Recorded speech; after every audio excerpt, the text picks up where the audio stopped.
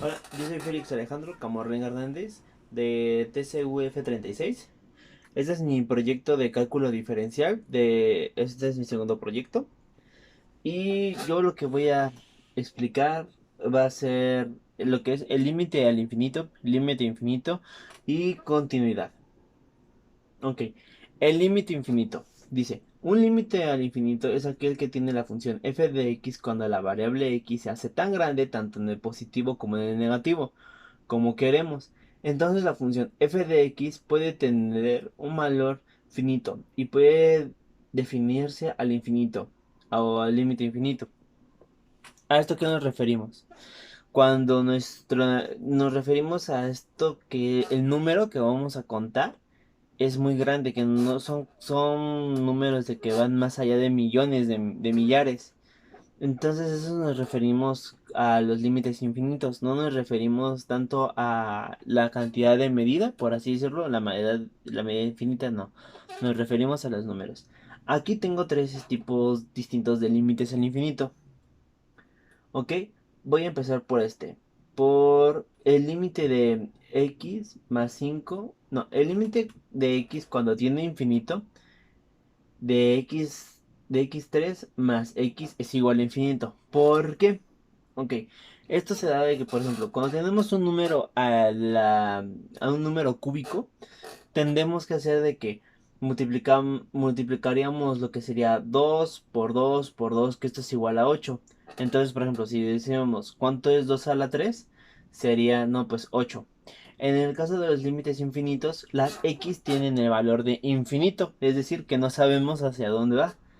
Entonces, cuando tenemos esto, pues sería x más 3 más x más 5 es igual a infinito. Es decir, no sabemos qué es.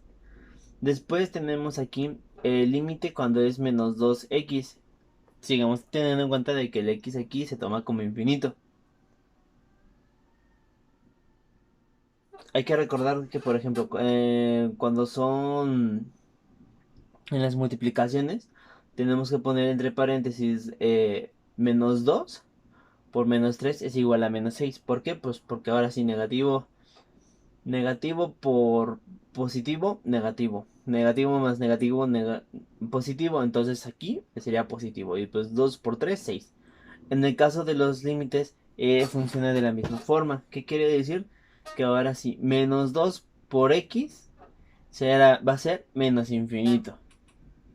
Y después tenemos que cuando el límite de x tiende a menos infinito, de uno entre x o de uno entre infinito. ¿Esto qué quiere decir? Que va a ser a cero. ¿Por qué?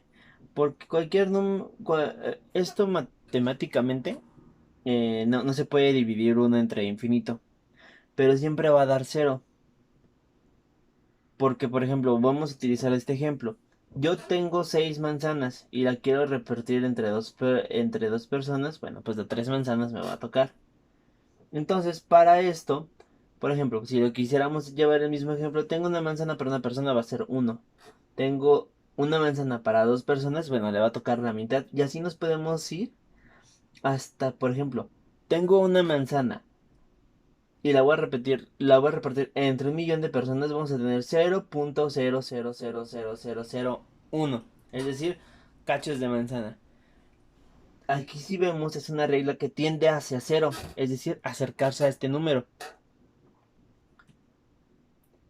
Y aquí sería lo mismo, para comprender mejor este ejemplo. O sea, aquí, por ejemplo, el límite cuando x tiende a infinito de 10 entre x es igual a cero. Y aquí x menos entre 5 es igual a infinito. ¿Por qué? Porque tenemos muchas manzanas para 5 personas. Utilizando el mismo ejemplo de las manzanas, sería lo mismo. Pero aquí ahora sí tenemos suficientes personas, pero tenemos una cantidad inmensa de manzanas. Entonces le tocará de infinitas manzanas a todas las personas. Ahora, límite infinito. Los límites infinitos son aquellos límites donde la imagen f de x aumenta o disminuye su límite cuando x se aproxima a un valor. existen varios casos de límites infinitos.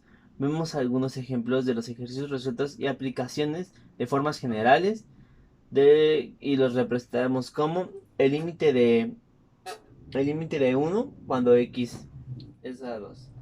Bueno, aquí está el límite. Aquí